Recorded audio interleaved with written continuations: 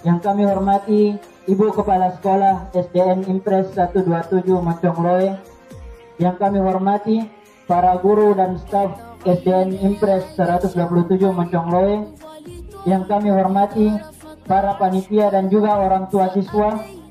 Yang kami hormati pemateri kita pada siang hari ini, yaitu Ustaz Rizky Latif, juga seluruh hadirin yang insya Allah dirahmati oleh Allah.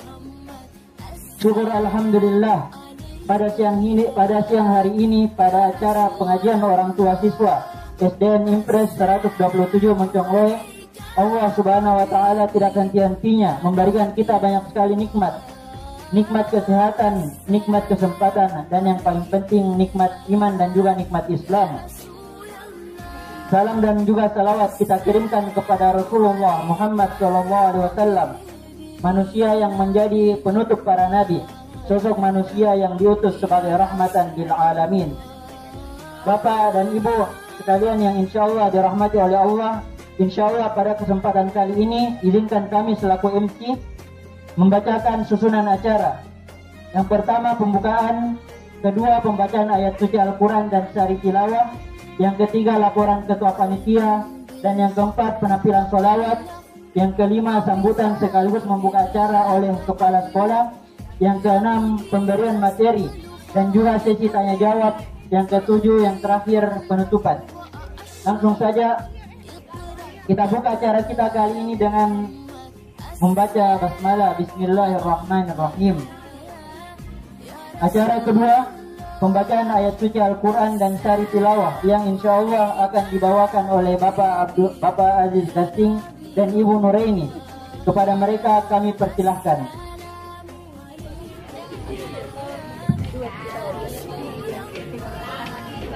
Masya Allah. Assalamualaikum warahmatullahi wabarakatuh.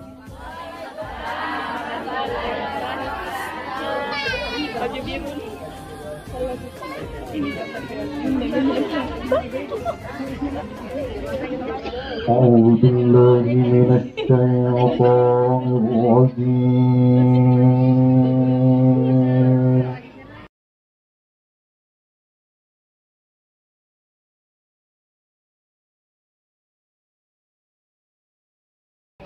بسم الله الرحمن الرحيم.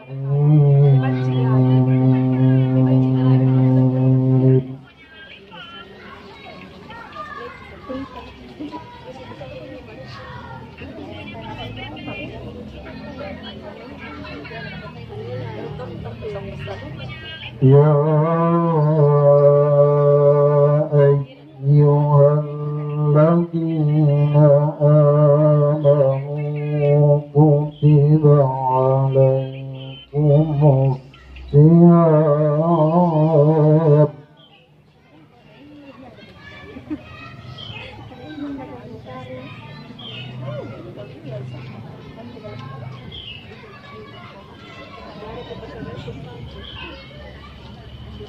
كما كتب على الذين من قبلكم لعلكم تتقون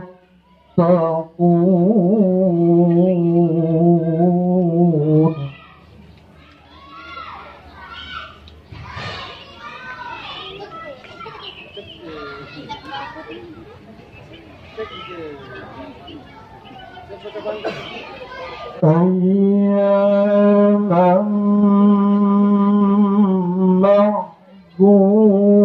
معدودات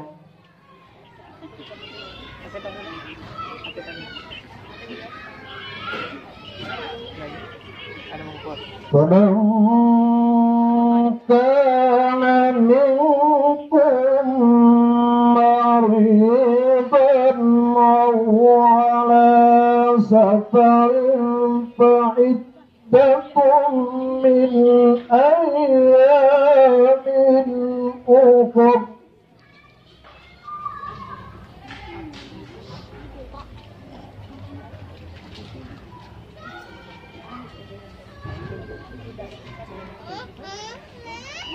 وعلى الذين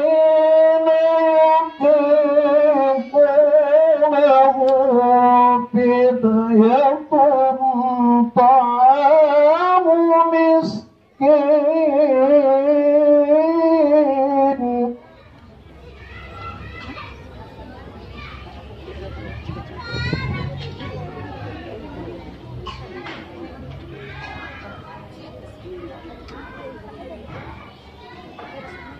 فمن تطوع خيرا فهو خير له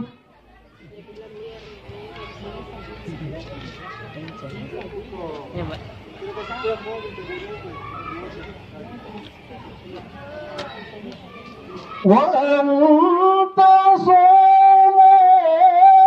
خير لكم إن كنتم تعلمون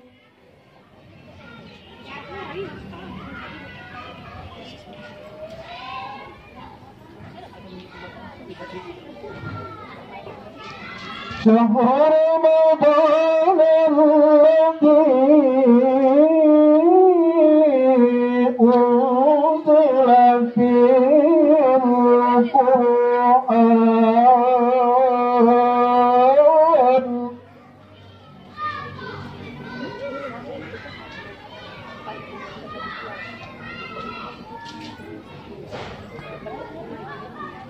هدى للناس وبينات من الهدى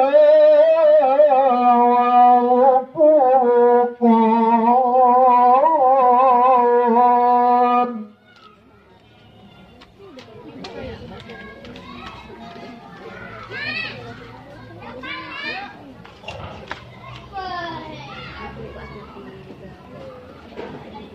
فمن شهد منكم الشهر فليصم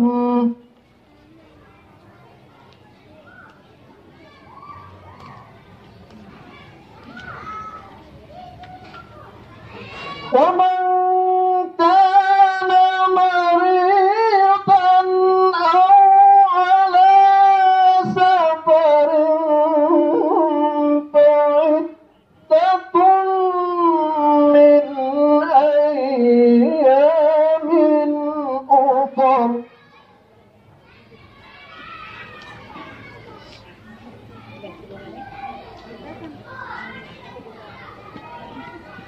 يريد الله بكم اليسر ولا يريد بكم العسر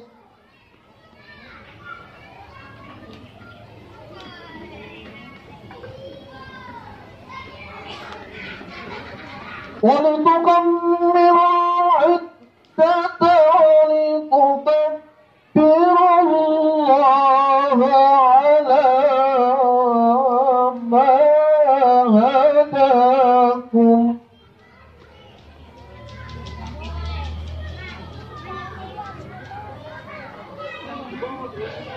ولتكبروا الله على ما هداكم ولعلكم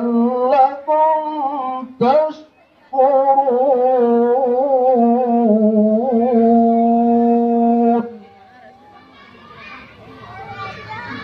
صدق الله العظيم. Kepada Allah dari godaan syaitan yang terkutuk. Dengan menyebut nama Allah, Maha Pengasih lagi Maha Penyayang.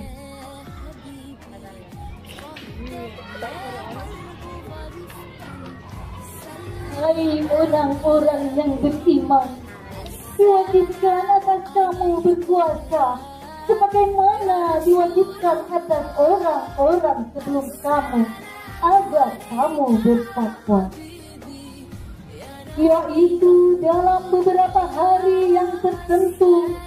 Maka barang siapa di antara kamu ada yang sakit atau dalam perjalanan lalu ia berbuka, maka wajiblah baginya berpuasa. Dan wajib bagi orang yang berat menjalankannya jika mereka tidak berpuasa membayar fidyah, yaitu memberi makan seorang miskin. Barang siapa yang dengan kerelaan hati mengerjakan kebajikan, maka itulah yang lebih baik baginya. Dan berpuasalah lebih baik bagimu jika kamu mengetahui.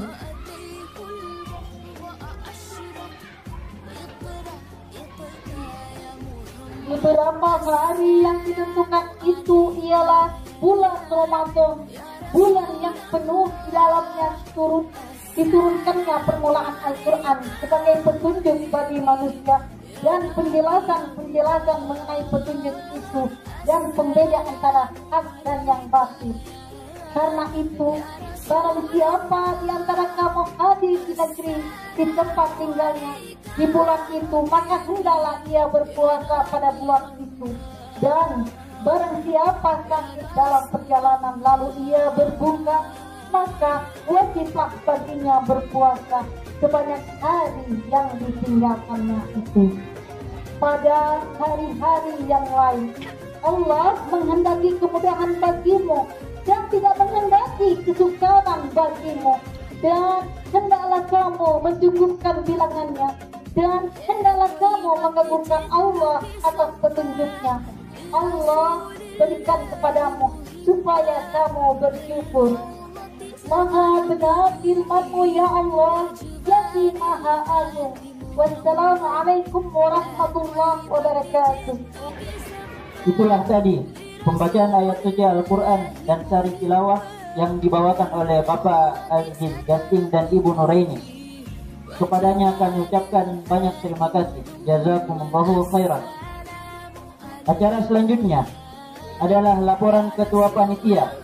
Kepada Bapak Aziz Gasing kami persilahkan. Bismillahirrahmanirrahim. Yang kami hormati Ibu Kepala Sekolah dan yang kami hormati pula Bapak Ustaz yang hadir di tengah kita, dan juga yang saya hormati Ibu Guru, Bapak Guru, dan terkhusus kepada ibu-ibu orang tua siswa. Assalamualaikum warahmatullahi wabarakatuh. Alhamdulillahirabbil alamin, wassalatu wassalamu ala rasulillah. Hasbunallahu wa ni'mal wakeel, wala haula wala quwwata illa billah. Amma ba'd. Pertama-tama mari kita senantiasa memanjatkan puji syukur kepada Allah Subhanahu wa taala. Oleh karena limpahan rahmat dan karunia-Nya sehingga kita menyempatkan diri untuk hadir bersama-sama di tempat yang sangat sederhana ini dalam rangka mengikuti kegiatan bulanan, yakni pengajian rutin. Dan insya Allah mudah-mudahan pengajian ini berkesinambungan terus menerus. Saya kira kegiatan-kegiatan seperti ini sangat mulia di Allah Subhanahu wa Ta'ala. Tak lupa kita kirimkan salawat dan taslim kepada Nabi Allah Muhammad SAW alladzi akhrajna minadh dhulumati ilan nur, dan telah mengantar manusia dari alam yang gelap gulita ke alam yang terang benderang seperti yang kita rasakan saat ini.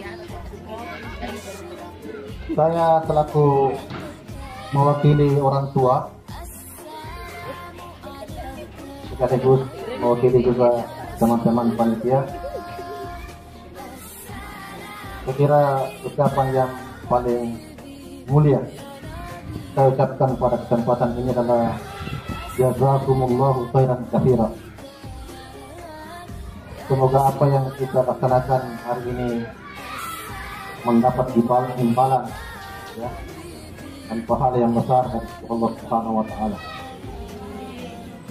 Dan juga ucapan yang sangat mulia adalah ucapan terima kasih yang sebanyak-banyaknya oleh semua pihak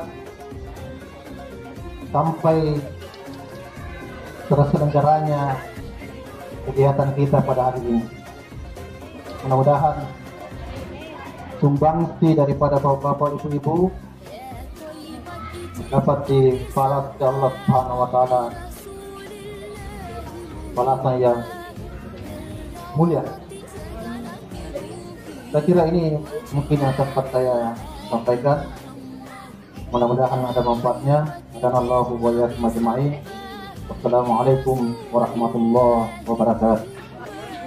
Itulah tadi laporan Ketua Panitia dari Bapak, dan ini kepadanya kami ucapkan terima kasih. Jazakallahu khairan. Acara selanjutnya persembahan sholawat dari siswa-siswi SDN 127 Moncongloe.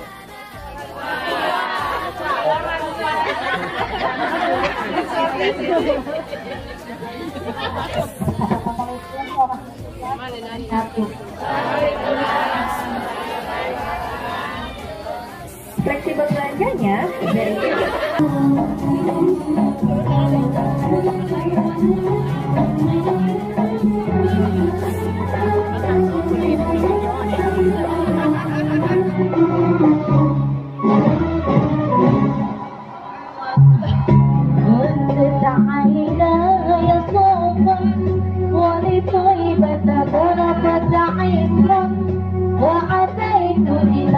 Habibi.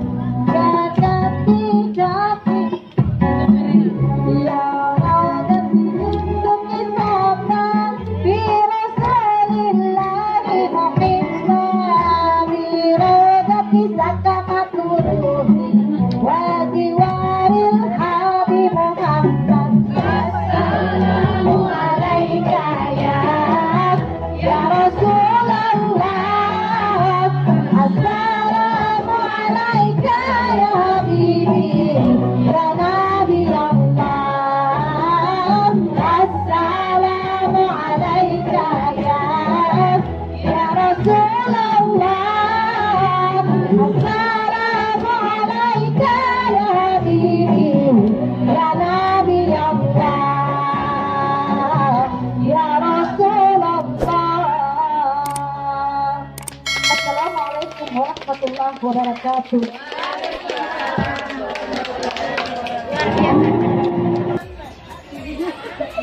Itulah tadi persembahan selawat dari orang tua siswa SDN Impres 127 Mancangloe. Pada mereka kami ucapkan terima kasih. Acara selanjutnya sambutan dari Kepala Sekolah SDN 127 Mancangloe, sekaligus membuka acara kita pada siang ini secara resmi. Kepada beliau kami persilahkan. Bismillahirrahmanirrahim. Assalamualaikum warahmatullahi wabarakatuh.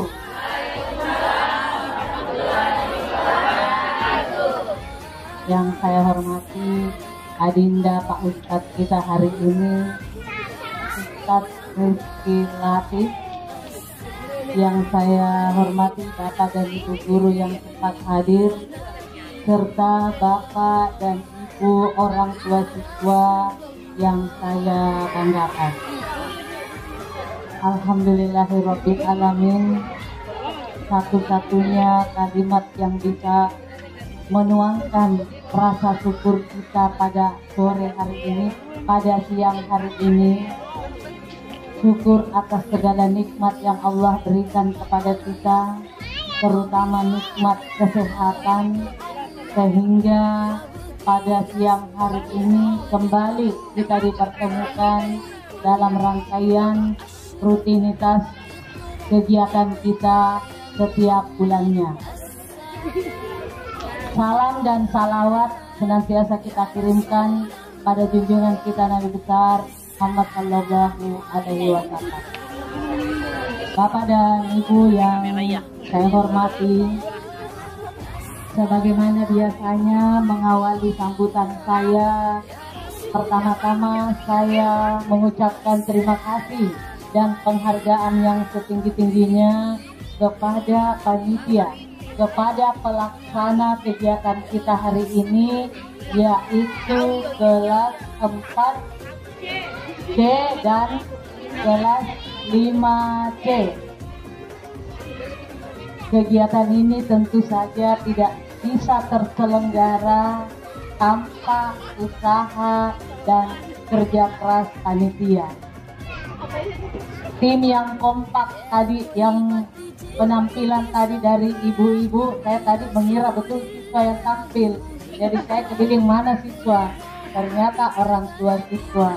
Luar biasa Ibu, untuk bisa tampil kompak seperti itu tentu tidak dengan 1-2 hari saja latihan, pasti berhari-hari, dan yang pasti itu juga menyita waktu. Meninggalkan pekerjaan rumah, meninggalkan suaminya, bahkan mungkin berkurang pelayanan ke suami gara-gara mau pergi latihan. Dan yang bertugas lagi,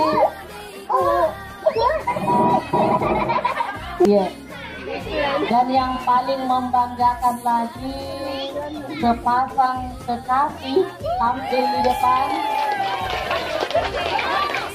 membacakan ayat suci Al-Quran yang luar biasa, betul-betul menyentuh hati dan perasaan kita. Kemudian dilanjutkan dengan pembacaan terjemahan oleh kekasih tercintanya sendiri, luar biasa. Tentu latihannya biar tengah malam latihan tadi. karena gampang bisa kompak. Tapi alhamdulillah saya juga merasa bersyukur karena ternyata banyak di antara orang tua siswa yang boleh dikatakan punya keahlian kelebihan yang mungkin harapan kami Pak ke depannya kami bisa dibantu khususnya dalam melatih, mengajar, membimbing anak-anak kita supaya bisa seperti Bapak juga melatih seperti tadi. Itu harapan karena itu sulit sekali untuk bisa mencapai seperti kemampuan Bapak. Kemudian yang kedua Ibu, kalau hari ini kita melihat panitia seragam jilbabnya, bajunya juga, harapan saya mudah-mudahan tidak ada kesan dipaksakan Ibu. Iya, karena kegiatan kita ini kan semata-mata untuk menjalin silaturahmi sekaligus menambah pemahaman keagamaan kita. Jadi sebatas kemampuan tak. Untuk panitia berikutnya sesuai saja kemampuan tak Ibu. Jangan memaksakan diri bahwa harus seperti ini atau mungkin harus lebih. Sesuaikan saja dengan kondisi kelas masing-masing. Karena kadang memang itu ada dalam satu kelas terkumpul di situ ada tim solid, ada lagi dalam satu kelas orang ibu-ibunya sibuk bekerja, orang kantoran atau punya baby anak kecil sehingga agak sulit mengumpulkannya. Dikondisikan saja itu ke depannya. Kemudian yang kedua, kita kan baru saja ibu tahu persis baru saja menyelesaikan atau menuntaskan kegiatan penilaian lomba kebersihan antar kelas yang pasti sangat menyita waktu dan perhatian kita, baik itu moral apalagi material. Saya paham itu Ibu. Oleh karena itu lewat kesempatan ini di tempat ini saya mengucapkan terima kasih karena terkadang Ibu saya lihat sudah sore jam 5 baru ke sekolah, bahkan ada yang dia menggosok pelamor ya Pak pelamor mengecat, bahkan ada teman-teman guru mengirim foto ibu-ibu sedang manjat. Luar biasa Ibu, dan ini tidak semua sekolah kita bisa menemukan hal seperti ini. Partisipasi dan sumbangsi Ibu luar biasa. Kita tepuk tangan dulu untuk ibu-ibu dan bapak-bapak. Jangan lupa ada bapak di samping saya. Bahkan ada yang sempat sendiri bawa makanan di hari H, hampir semua kelas ada makanan yang tersaji. Saya tahu dan saya karena untuk menghadirkan makanan-makanan itu kan tidak dengan mudah begitu saja, pasti butuh ongkos dan biaya. Ibu-ibu sisihkan lagi anggaran rumah tangga kita sisihkan lagi pembelikan untuk mendukung lomba kebersihan kelas kemarin. Sekali lagi Bu, semoga apa yang Ibu sumbangsikan ke sekolah ini insya Allah bernilai pahala, menjadi amal jariah untuk kita semua. Kemudian yang ketiga masih terkait parenting. Kalau minggu lalu saya menghitung-hitung peserta, masih lebih banyak peserta yang hadir minggu lalu kalau saya kalkulasi jumlahnya masih lebih banyak bulan lalu. Sementara bulan lalu cuaca agak mendung. Mestinya hari ini lebih ramai karena cuaca cerah. Tapi mungkin ada beberapa kesibukan ibu-ibu di tempat yang lain. Tapi maaf Ibu, saya ingin dulu, saya tidak mau mengatakan absen. Saya dulu ingin mengetahui apakah hari ini kita sudah mewakili parenting kelas masing-masing. Saya mohon diangkat tangannya Ibu. Parenting kelas 1A. Ada. Alhamdulillah ada. Makasih Bu, jagoannya. Kelas 1B ada. Alhamdulillah, iya Bu, makasih. Kelas 1C ada. Mana? Oh iya, merangkap. Berarti ada anaknya di kelas 1, ada juga di kelas 4. Kelas 2A ada? Berdua ya Bu, alhamdulillah sudah ada mewakili. Kelas 2B, parenting 2B ada? Tidak ada, mungkin hari ini kebetulan berhalangan semua. Iya, jadi kalau misalnya ibu-ibu berhalangan, pengurus parenting tunjuk atau wakilkan ke ibu-ibu orang tua lain untuk mewakilkan. Kemudian kelas 2C ada sedikit, alhamdulillah. Kelas 3A ada, peserta luar biasa ini 4 orang. 4A, 4B, 3B, 3B ada. 1, 2, 3 ya. Kasih Bu. 3C 1. Oh, 2. Kemudian kelas 4 4A mestinya banyak ini. 4A 1, 2, 3, 4 ya. 4B 4C oh ya, 5A oke, warna pink. Makasih Bu. 5B oh ada juga anak tadi kelas 5 2 ya. Ya, kelas 5C oh Bapak, Masya Allah. Kelasnya Ibu Satya. Kelas 6A oke, 3 orang. 6B ini 2 orang katanya. 3 orang juga. 4, 5, 6 oke, jadi iya, terima kasih Bu. Kenapa saya meminta mengecek yang kehadiran keterwakilan parenting, karena saya ingin menyampaikan begini Bu. Kita kan pernah menyepakati pada saat rapat parenting di bulan berapa ya, di awal pembentukan parenting ya Bu. Kita pertemuan pembentukan parenting.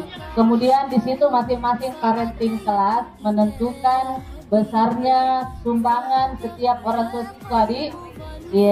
Ketika itu yang mengawali sebenarnya hanya 1 kelas. Yang mengawali berapa? 10.000. Tetapi berkembang kemudian semua kelas mengikuti kesepakatan itu. Nah, saya ingin menyampaikan seperti ini Bu. Karena kebetulan semua pengurus parenting ada kecuali kelas 2D. Terkait dengan besarnya sumbangan, saya minta tolong ke ibu-ibu pengurus parenting ditinjau ulang kembali Bu. Artinya begini, jangan mewajibkan dari pihak kami sekolah. Setelah saya berkonsultasi dengan tim tamu dari Dinas Pendidikan kemarin, beliau mengatakan jangan mewajibkan atau menentukan besaran setiap orang tua siswa itu per 10.000. Jadi kembali ke sepakat di sesama orang tua siswa, disiswakan di kelas masing-masing sesuai kemampuan masing-masing. Kita ada Ibu. Saya mohon dengan sangat, karena ya memang dari segi finansial, dari segi ekonomi kan beda-beda. Barangkali di si A mungkin 10.000 itu kecil, ringan, tapi mungkin di orang tua siswa yang lain itu berat. Jadi mohon dikomunikasikan Ibu. Saya mohon yang pengurus parenting setelah kegiatan ini berembuk sesama orang tua di kelas masing-masing terkait dengan besaran sumbangan ini. Mohon silahkan dikondisikan masing-masing. Kenapa Ibu? Karena kami tidak ingin pihak sekolah disoroti. Besaran 10.000 itu menjadi wajib, menjadi iuran. Kalau ibu-ibu sendiri yang berembuk di kelas mau lebih dari itu silahkan, mau kurang dari itu silahkan, tapi tidak menjadi keharusan bahwa harus 10.000. Apapun itu keputusan ibu-ibu berembuk di parentingsa, itu kami tidak mencampuri. Di luar dari wewenang dan kemampuan pihak sekolah Ibu. Jadi mohon dengan sangat kita bekerja sama Ibu, kita saling menjaga nama Ibu, saya menjaga nama sekolah, Ibu juga untuk kebaikan kita bersama. Jadi saya mohon bisa dipahami Bu Di. Jadi sekali lagi saya ulang, setelah ini berembuk kembali dengan sesama pengurus parenting di kelas tak terkait dengan besaran 10.000. Saya mengganti kata yuran Ibu, karena kata yuran itu berarti harus, kalau tidak ada sanksi. Jadi tidak ada kata yuran, mengganti menjadi kata sumbangan. Mohon sederhana Bu, hanya beda berapa kata, tapi arti dan pemahaman orang lain yang mendengarnya itu berbeda-beda persepsinya. Jadi sekali lagi mohon berembuk di parenting masing-masing. Besaran itu mohon jangan dijadikan sebagai ketetapan. Bisa lebih bagi yang mampu, bisa kurang bagi yang tidak, atau bisa tidak ada yang memang dibawa. Maksudnya Allah kan memberikan, Pak Ustaz ya, Allah memberikan rezeki di antara kita kan berbeda-beda. Jadi mari kita saling memahami dan mengerti. Seperti itu Budi, mudah-mudahan apa yang saya sampaikan ini tidak mengecewakan Ibu, tidak membuat semangat kita menurun dengan kegiatan parenting ini. Malah saya berbangga dengan Ibu, berbangga dengan Bapak di sini yang mendukung istri-istrinya untuk ikut ambil bagian di dalam kegiatan-kegiatan sekolah. Hanya saya minta tolong terkait yuran menjadi kata sumbangan. Kemudian yang kedua, besaran 10.000 itu silakan dirembukkan di parenting kita kelas masing-masing. Mohon dengan sangat tanpa melibatkan wali kelas.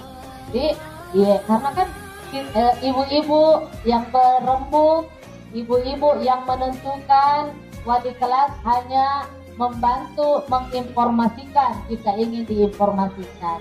Seperti itu Bu, karena saya berharap kegiatan kita ini meskipun ini positif, tapi kalau sudah ada sesuatu kata yang tidak enak, tidak nyaman mendengarnya, atau ada di antara kita ibu-ibu merasa berat, juga kan jadinya tidak ikhlas Ibu. Apalagi uangnya ini dipakai beli kue, kita makan, mungkin kita dibayar, tapi dalam hati kita, tiga anakku berapa memang modalnya tanya. Tapi saya percaya ibu-ibu di sini ikhlas dengan semua kegiatan itu. Tapi namanya kondisi keuangan kan tidak selamanya kita di dalam posisi longgar. Ada kalanya kita berada di posisi yang banyak kebutuhan-kebutuhan lain. Jadi mohon dengan sangat sekali lagi pengurus-pengurus parenting bijaklah dalam menentukan berapa besaran sumbangan itu. Karena setelah kegiatan ini mungkin kegiatan hajatan besar kita penilaian kelas sudah selesai. Mungkin ke depan kita tinggal akan mengadakan lomba-lomba antar orang tua misalnya, atau lomba ada masukan kemarin lomba karaoke antar ibu-ibu dan sebagainya. Tapi itu nanti kita akan bicarakan selanjutnya bersama pengurus parenting dan wali kelas. Iya, karena saya melihat ternyata ibu-ibu orang tua siswa punya bakat yang luar biasa. Banyak yang boleh dikatakan kami guru-guru kalah Bu dengan orang tua siswa. Ya, jadi demikian Ibu yang saya sampaikan hari ini. Kemudian terakhir beberapa hari ini kan kita kedatangan anak mahasiswa KKN dari Tiba. Dan beberapa hari ke depan mereka sudah akan meninggalkan sekolah kita kembali ke kampus. Ternyata akan saya pikir penarikan akan di bulan April, ternyata jadwalnya dimajukan ke tanggal 30 Maret. Jadi sekaligus hari ini ajang kita bersilaturahmi dalam situasi sebagai anak mahasiswa KKN yang terakhir barangkali, karena tidak ada lagi kegiatan selanjutnya, karena ke depan kita akan memasuki libur Ramadan. Oh iya, terkait libur belum ada edaran Budi berapa hari liburnya. Jadi kami pun belum bisa menyampaikan, tapi yang pasti ada liburnya. Apakah itu 1 hari, 2 hari, nanti kita tunggu edaran selanjutnya. Baik Ibu, terakhir semoga sebentar apa yang disampaikan oleh adik Pak Ustaz ini lengkap nih. Ada adiknya, ada Paknya, ada adindanya Pak Ustaz. Insya Allah membawa manfaat untuk kita semua. Apalagi kita akan memasuki bulan yang penuh dengan kemuliaan, bulan yang penuh dengan tempat kita meraup pahala sebanyak-banyaknya.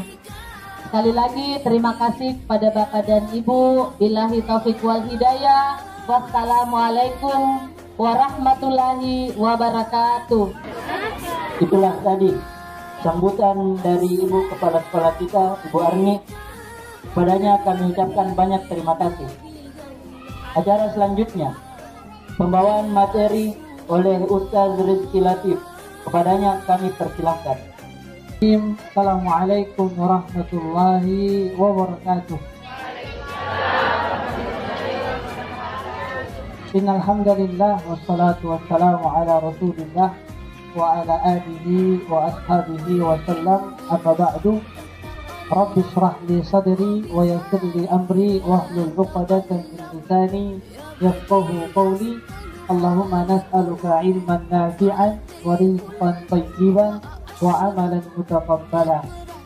Yang kami hormati Bapak Ibu Kepala Sekolah, Ibu Arni SPD MPD Hafizahullah Ta'ala. Semoga Ibu senantiasa dijaga oleh Allah dan senantiasa diberikan kesehatan. Yang kami hormati Pak Ajis, yang kami sudah nobatkan sebagai pembina kami di KKN, yang selalu memberikan arahan dan saran bagaimana membuat kegiatan-kegiatan di khususnya di Desa Moncongloe. Kemudian yang kami hormati juga Bapak Ibu Guru di SDN Impres 127, yang kami hormati panitia yang mungkin sudah beberapa pekan yang lalu menyiapkan kegiatan tersebut, sehingga alhamdulillah pada siang menjelang sore hari kegiatan tersebut berjalan dengan baik dan lancar. Dan yang kami hormati juga orang tua siswa dan siswi yang sempat hadir di tempat ini, yang mungkin di tengah kesibukannya masih bisa memberikan kesempatan untuk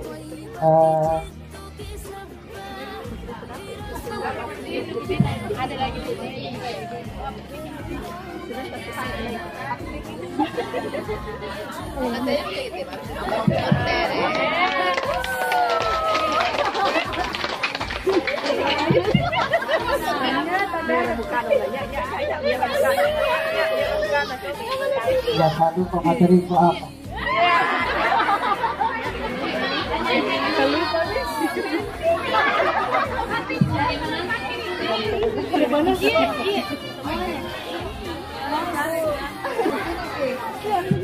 Baik, bapak-bapak, ibu-ibu sekalian yang dirahmati oleh Allah Subhanahu wa Ta'ala, alhamdulillah kehadiran kita di sini menunjukkan bahwa kita betul-betul siap untuk menyambut bulan Ramadan.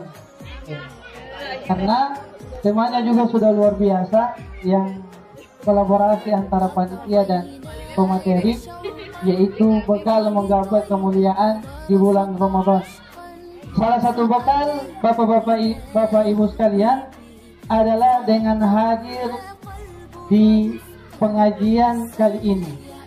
Sebab ada dua bekal yang harus kita persiapkan untuk menggapai kemuliaan, dan bahkan kita dinobatkan oleh Allah Subhanahu wa Ta'ala menjadi orang-orang yang bertakwa nanti setelah Ramadan berakhir. Apa dua bekal itu, hadirin dan hadirat? Yaitu ilmu dan amalan-amalan soleh. Ilmu dan amalan-amalan soleh. Kita masuk dulu pada amalan soleh, hadirin dan hadirat sekalian. Pertama, orang-orang terdahulu itu sebelum masuk bulan Ramadan, mereka di bulan Sya'ban itu melatih diri untuk beribadah. Seperti halnya orang yang ketika dia ikut lomba dan ingin mendapatkan juara satu, maka dia harus mempersiapkan dirinya dengan berlatih menjawab soal-soalnya. Atau ada yang ingin menjadi terbaik ketika dia mengikuti lomba atlet, maka jauh-jauh sebelum itu mereka melatih diri mereka dengan olahraga ringan sampai yang besar, sehingga tubuh mereka itu tatkala mengikuti lomba sudah terbiasa dan mereka akan mendapatkan gelar atau peringkat yang mereka inginkan. Begitu juga dengan bulan Ramadan, Bapak Ibu sekalian. Kita harus biasakan amalan-amalan kita di bulan Sya'ban. Sebab kenapa?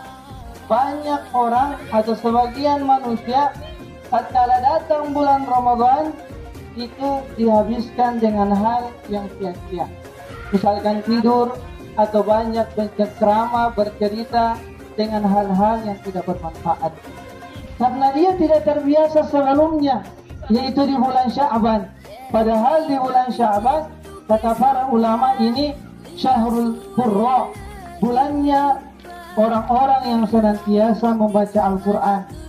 Bahkan Nabi SAW, Nabi sendiri yang kita tahu, ini orang yang paling semangat untuk melakukan ibadah-ibadah.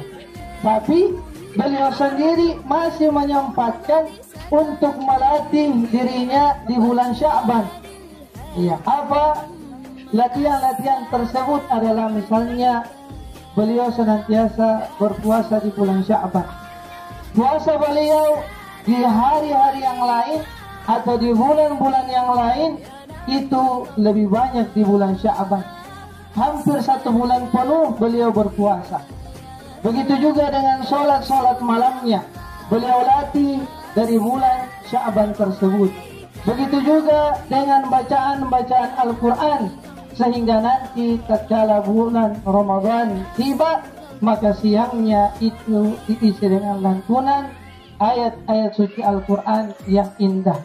Begitu juga di malam harinya dia berdiri bertakarrub, bermunajat kepada Allah Subhanahu wa Ta'ala.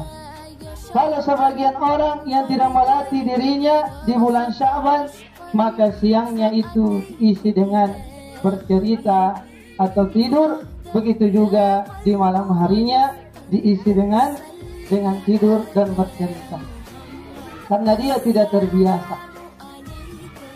Kemudian yang selanjutnya, hadirin dan hadirat yang dimuliakan oleh Allah Subhanahu wa Ta'ala, kita harus mempersiapkan ilmu kita.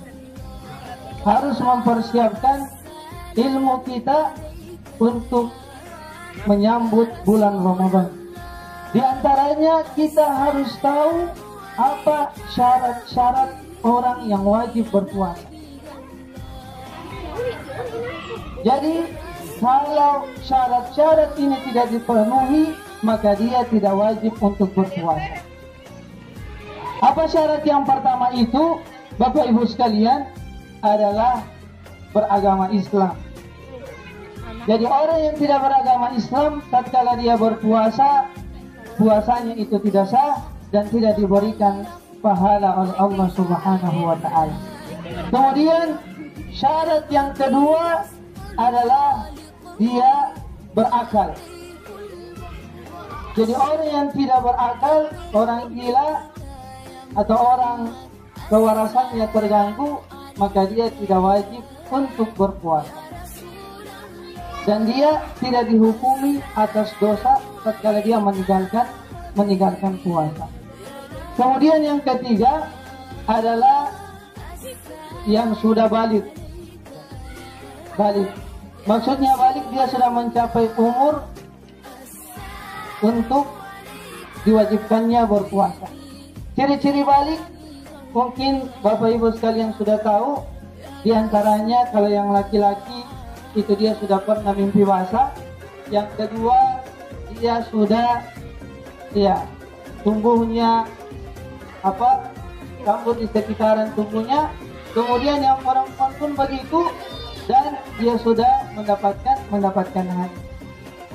Ini dia sudah wajib untuk berpuasa.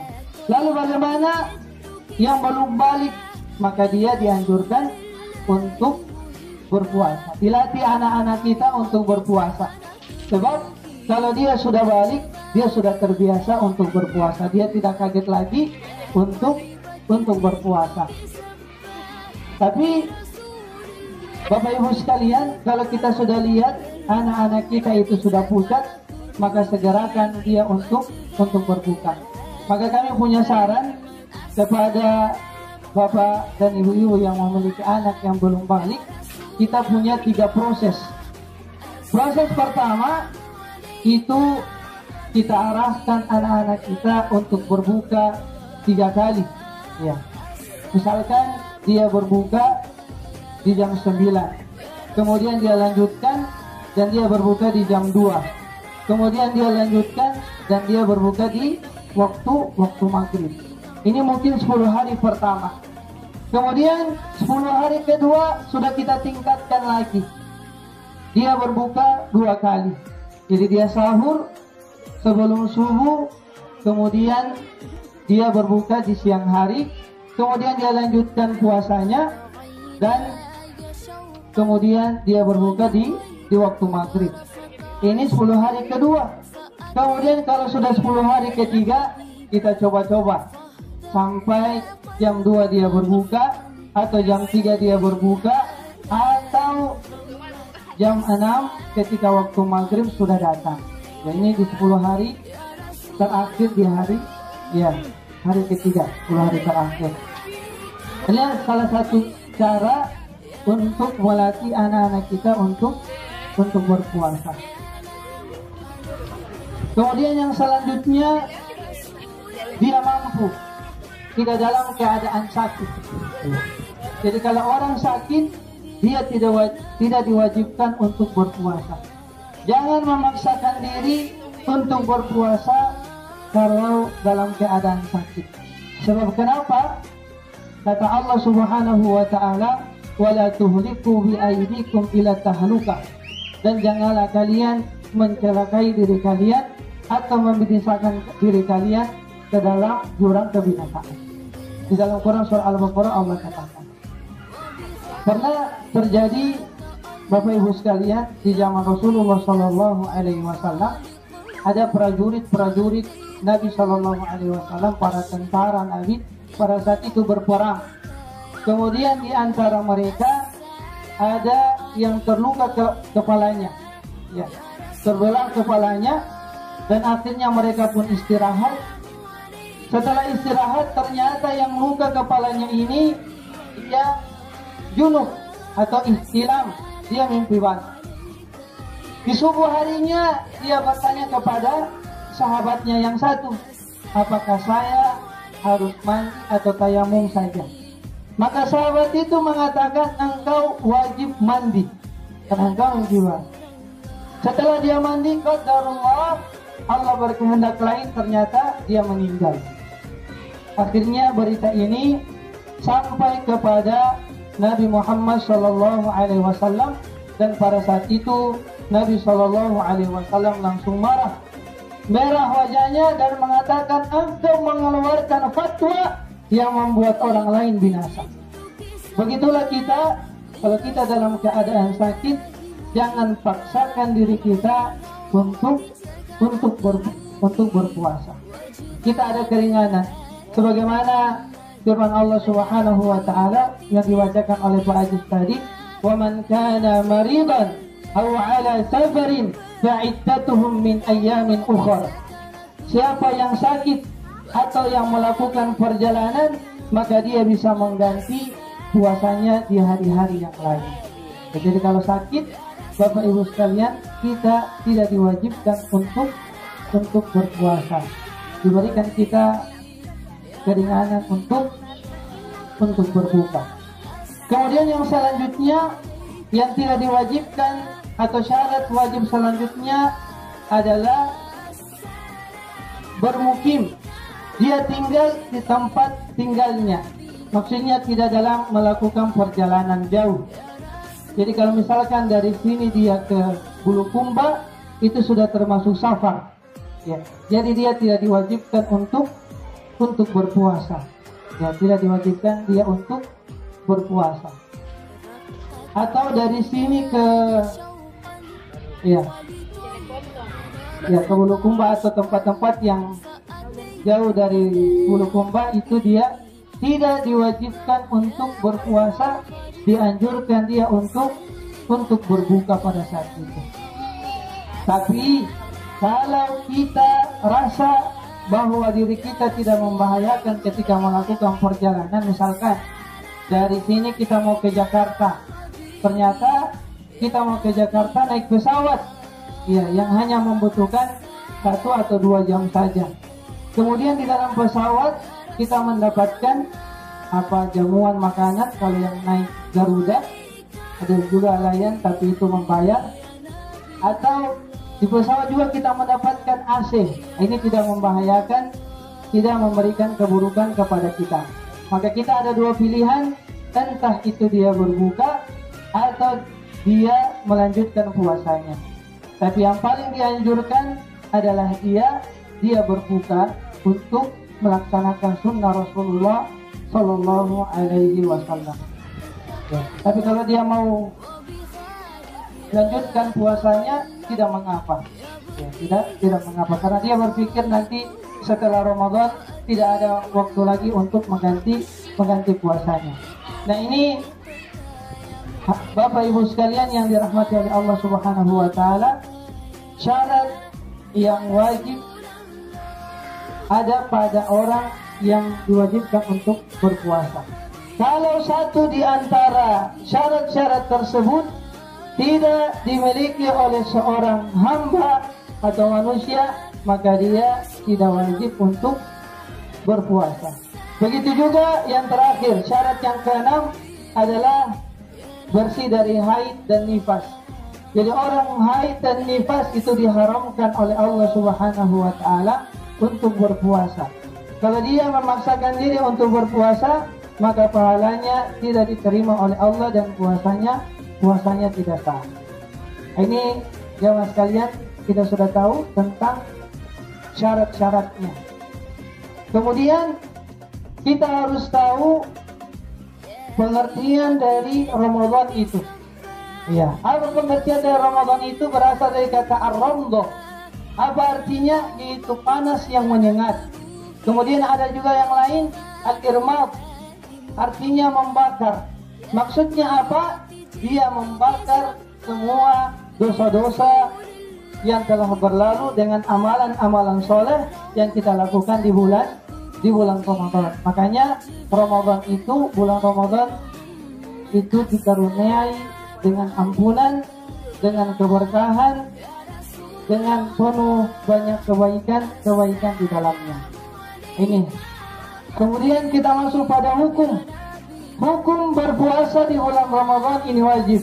Ya, sebagaimana dibacakan oleh Pak Ajib tadi, ya ayyuhalladzina amanu kutiba alaikumus syiyamu kama kutiba ataupun wahai orang-orang yang beriman, diwajibkan atas kamu untuk berpuasa sebagaimana orang-orang terdahulu diwajibkan agar kamu menjadi orang-orang yang bertakwa. Sekarang Bapak Ibu sekalian, kita masuk pada rukun puasa. Kenapa kita harus tahu ini dan kenapa saya harus sampaikan? Karena di antara kita mungkin banyak tidak mengetahui hal tersebut, sehingga banyak kita melakukan amalan-amalan puasa itu kadang tidak diterima oleh Allah Subhanahu wa taala. Jadi kita sudah capek menahan haus dan dahaga, kemudian menahan lapar, akhirnya tidak diterima oleh Allah Subhanahu wa taala. Di antara rukun-rukun tersebut Bapak Ibu sekalian, rukun itu harus kita ketahui bahwa dia harus dilakukan dan diamalkan dalam setiap ibadah. Misalkan di dalam sholat, rukun sholat itu kita membaca Al-Fatihah. Kalau kita tidak membaca Al-Fatihah, maka sholat kita tidak sah. Atau rukun sholat itu tu'maninah. Kalau kita tidak tu'maninah, asal-asalan sholat, maka sholat kita tidak diterima oleh Allah Subhanahu wa taala. Begitu juga haji, rukunnya itu memakai ihram. Kalau tidak memakai ihram, maka haji kita tidak diterima oleh Allah Subhanahu wa taala. Maka begitu pula dengan puasa, ada rukun-rukunnya yang harus kita penuhi, yang harus kita lakukan. Di antara rukun-rukun tersebut, yang pertama adalah kita berniat untuk berpuasa di hari esoknya. Karena Nabi SAW bersabda, "Man lam yubayyit as-siyama qabla al-fajr fala siyama lahu." Siapa yang tidak berniat sebelum waktu fajar, maka tidak ada puasa baginya.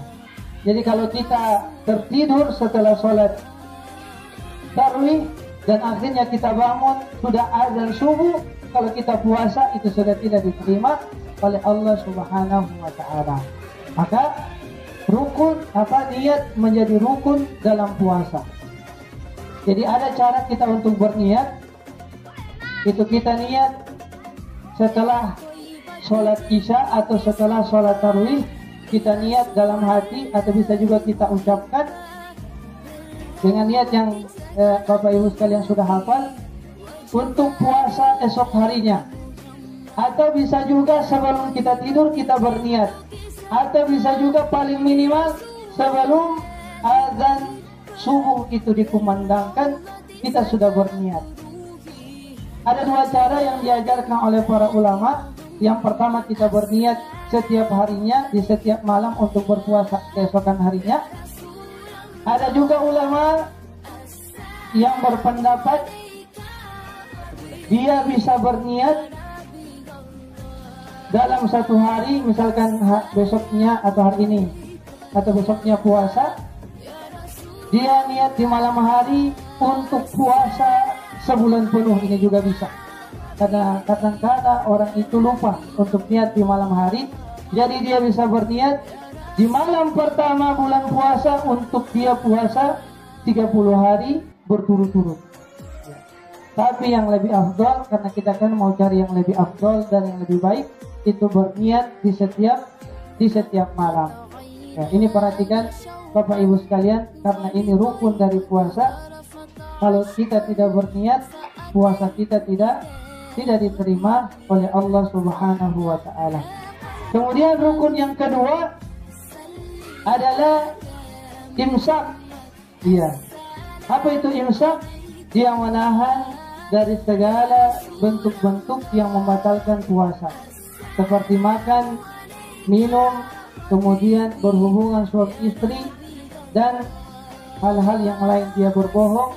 Nah, berbohong ini kemudian bergunjing, membicarakan orang lain, ini akan mengakibatkan puasanya itu berkurang. Dan kalau dia banyak dia lakukan, maka dikhawatirkan dan mengakibatkan puasanya itu tidak sah dan batal. Kalau sudah banyak dia lakukan, tapi kalau satu kali pahalanya berkurang. Ini kita kemudian bagaimana, ada pertanyaan, karena dia sudah biasa makan pagi, dia makan pagi sudah biasa, kesehariannya itu dia senantiasa makan pagi. Nah, di hari pertama ternyata dia lupa untuk dia puasa. Dia akhirnya sudah makan satu piring, ditambah jus, ditambah air. Kalau yang bapak-bapak mungkin ditambah kopi. Iya. Kemudian dia ingat bahwa dia puasa. Maka apa hukumnya atau apa yang dia lakukan? Maka yang dia lakukan adalah dia melanjutkan puasanya. Ya, dia lanjutkan puasanya. Sebagaimana sabda Rasulullah, "Idza akala aw syariba fa indallaha at'amahu wa saqahu." Siapa yang dia berpuasa kemudian dia makan dan minum, maka sesungguhnya Allah lah yang memberi dia makan dan minum. Maka lanjutkan puasanya.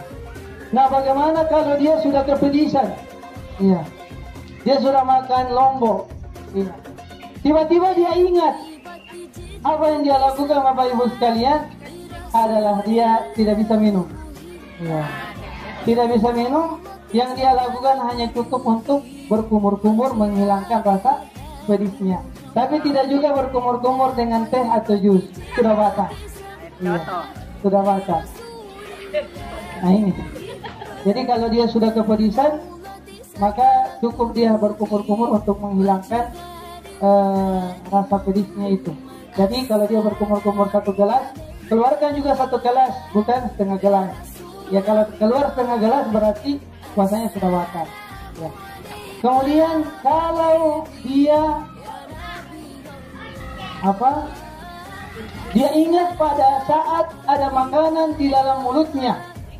Ya, dia ingat ada pada saat ada makanan di dalam mulutnya, maka yang dia lakukan adalah membuang dan mengeluarkan apa yang ada di dalam mulutnya.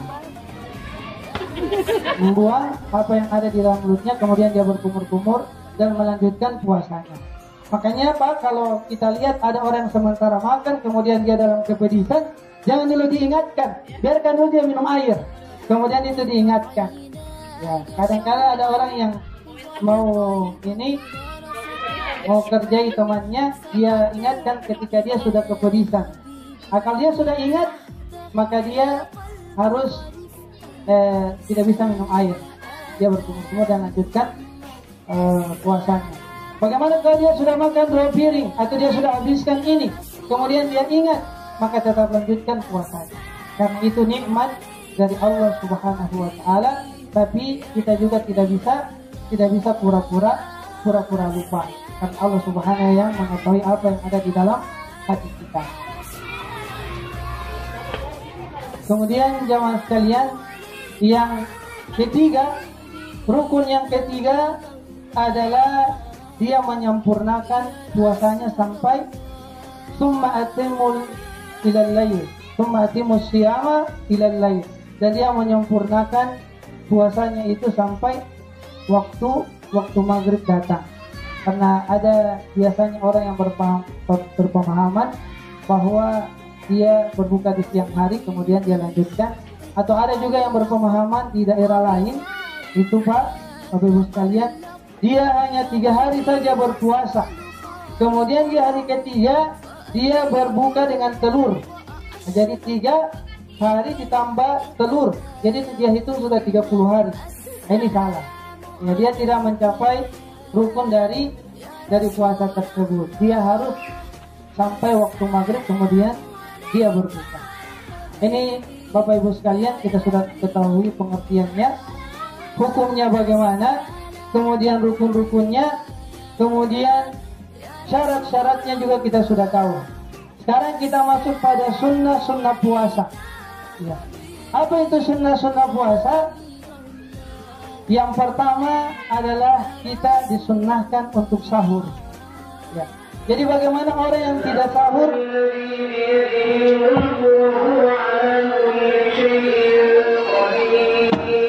Maka puasanya itu sah atau tidak? Maka jawabannya sah. Karena sahur itu sunnah. Tapi kita sangat dianjurkan untuk sahur, walau hanya seteguk air saja. Karena kadang orang itu dia malah sahur, tapi kalau berbuka ya habis ini yang di meja. Ya, kalau sahur itu kadang dia malas untuk sahur. Seperti kami pribadi itu kalau malas sahur cukup minum susu saja. Ya. Walau hanya seteguk air saja Bapak Ibu sekalian kita sahur. Karena kata Rasulullah, tasaharu fa inna fis suhuri barakah. Bersahurlah kalian sebab dalam sahur itu ada keberkahan dari Allah Subhanahu wa taala. Nah, Bapak Ibu sekalian, kita dianjurkan berhenti sahur sebelum waktu azan subuh dikumandangkan. Nah, bagaimana sementara kita makan sahur sudah azan subuh? Apa yang harus kita lakukan? Berbeda dengan tadi. Yang kita harus lakukan adalah kita habiskan apa yang ada di tangan kita. Apa yang ada di tangan kita itu kita habiskan dan tidak bisa kita menambah. Ya. Kita habiskan apa di tangan kita, kemudian kita minum air, habis itu kita berhenti. Tidak bisa apa yang ada di tangan kita, kemudian kita tambah ayam, ikan, ini sudah batal. Ya, ini sudah batal. Ini mungkin akan terjadi di pelosok-pelosok yang tidak diketahui jamnya. Tapi kalau kita di sini kita sudah ketahui, karena ada pengajiannya, kemudian salawatnya. Kalau sudah salat berarti sudah dekat-dekat mau azan.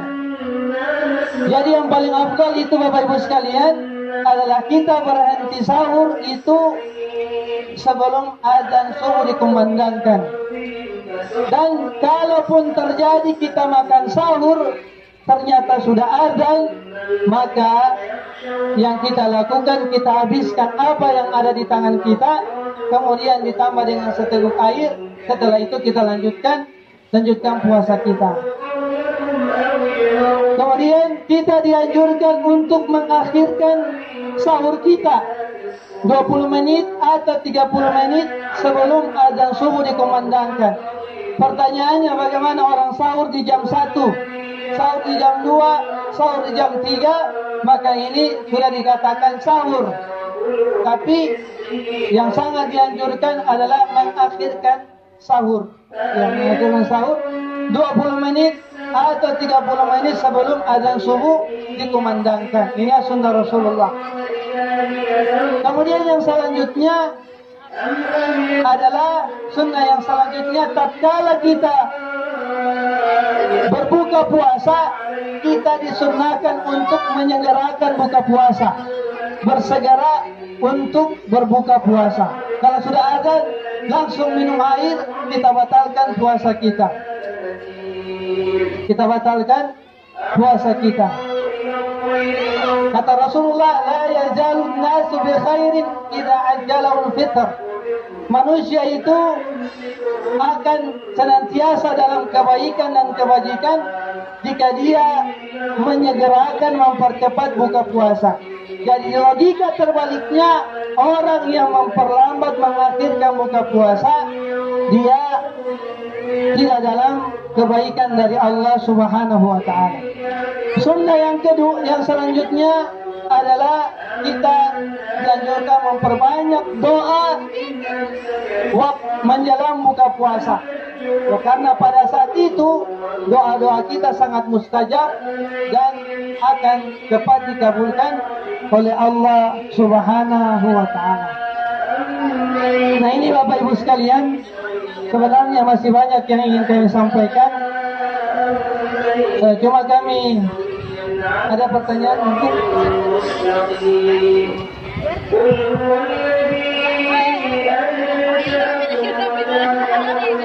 Mungkin ada pertanyaan dari Bapak atau Ibu-ibu sekalian.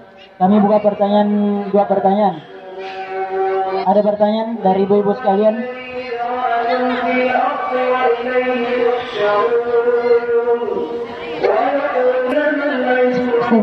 Bismillahirrahmanirrahim. Assalamualaikum warahmatullahi wabarakatuh.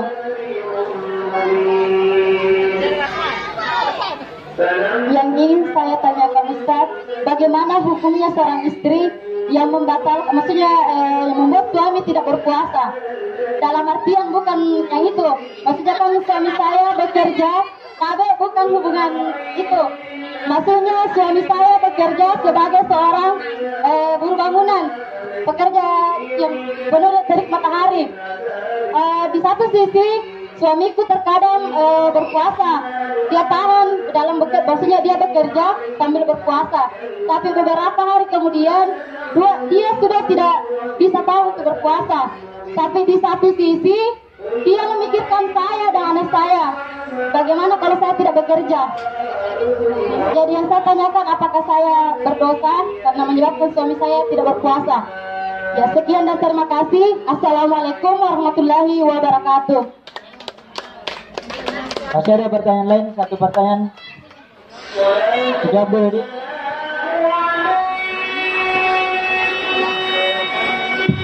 Ya, kita jawab saja. Yang pertama kami berpikir yang itunya. Iya. Kalau yang itunya ada juga jawabannya. Iya. Yang ininya ini. Iya. Karena itunya dan ininya berbeda jawabannya.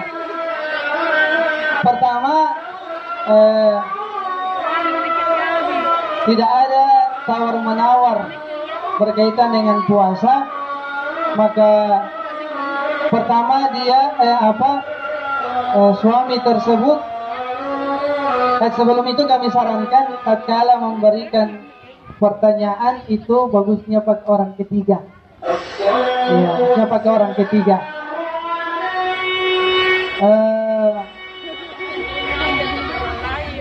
Misalkan Maksudnya pakai orang ketiga itu orang lain digambarkan, jangan diri kita. Biar tidak diketahui sama orang lain. Ya. Iya. Pertama dia dulu berusaha untuk berpuasa. Dia berusaha untuk berpuasa. Kalau dia bisa maka lanjutkan. Kemudian yang kedua, kalau dia tidak mampu maka kurangi waktu kerjanya. Kurangi waktu kerjanya. Kalaupun tidak mampu maka mencari pekerjaan yang lain. Tapi ingat kata Allah, "Wa may yattaqillaha yaj'al lahu makhraja wa yarzuqhu min haitsu la yahtasib."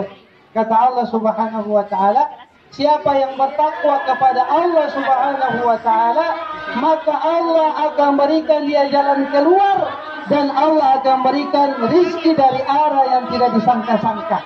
Kalau kita percaya dengan ayat ini, insya Allah rizki kita itu, Bu, yang penting kita berusaha pasti akan kita dapatkan.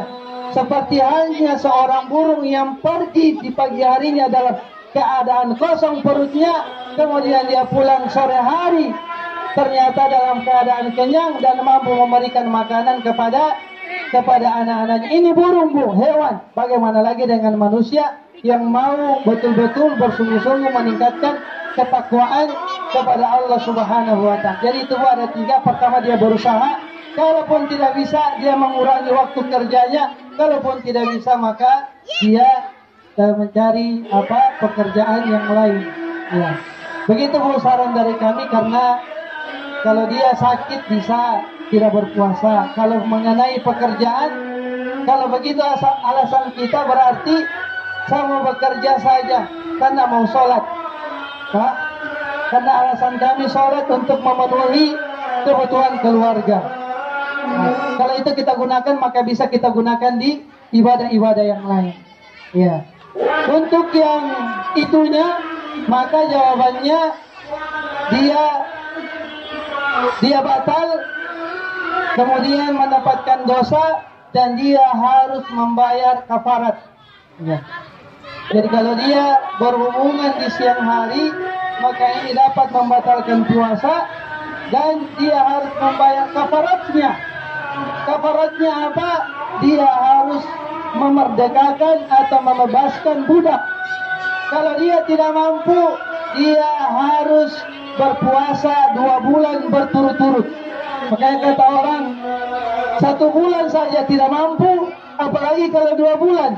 Iya. Tapi kalau misalkan dia mampu, dia berpuasa 2 bulan berturut-turut. Tapi di hari ke-59 ternyata dia terjatuh lagi. Karena tidak bisa melihat istrinya. Dia terjatuh lagi, maka dia harus ulang dari awal. Dari hari pertama. Tapi kalau dia batal karena sakit, maka dia lanjutkan lagi seterusnya sampai 60 hari. Iya. Kalau dia tidak mampu berpuasa 2 bulan berturut-turut karena dia anggap 1 bulan saja saya tidak bisa, maka dia harus memberikan 60 orang fakir miskin makanan yang mengenyangkan. Walaupun dia tidak bisa, maka dia harus memberikan 1 orang miskin saja. Kalaupun sudah tidak bisa, kata Rasulullah SAW, karena Bapak Ibu sekalian, ada lelaki yang datang kepada Rasulullah dan bertanya soal ini. Jika saya berpuasa kemudian saya mendatangi istri saya, maka Rasul bilang ini kafaratnya. Dan yang terakhir Rasul katakan kepada laki-laki tersebut, engkau bersedekah kepada keluargamu. Dan dia mengatakan sudah saya yang paling miskin di sini. Akhirnya Rasul kasih dia makanan dan dia berikan kepada keluarganya. Ini jawaban kami untuk yang itu. Kemudian ini sebelum azan ada yang kami mau sampaikan. Hukum kalau dia ini agak sensitif tapi tidak mengapa karena di sini sudah bapak-bapak dan ibu-ibu. Kalau dia mengeluarkan secara sengaja, baik laki-laki dan perempuan, ternyata ada yang keluar dan dia keluarkan secara sengaja, maka puasanya batal. Iya, puasanya batal. Kalau tidak sengaja, misalkan yang laki-laki itu mimpi basah di siang hari, maka dia tidak batal. Dia lanjutkan puasanya. Tapi kalau sengaja dia keluarkan, maka ini dapat membatalkan puasa. Masih banyak hukum-hukum sebenarnya, tapi sudah azan.